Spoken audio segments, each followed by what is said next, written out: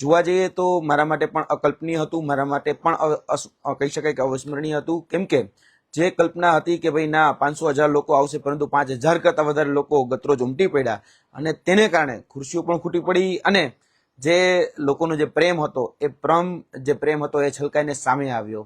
એટલે દહેગામની જનતા જે કહી શકાય કે જે પરિવર્તન ઈચ્છી રહી છે, દહેગામની જનતા ખરેખર જે ઉત્તમ છે એ ઉત્તમમાંથી છુટકારો, એમાંથી આઝાદી જે અનુભવી રહી છે, એના માટે રાતે 12 વાગે પણ લોકો ભેગા થઈ શકે છે એ દહેગામની જનતાએ સાબિત કરી દીધું છે.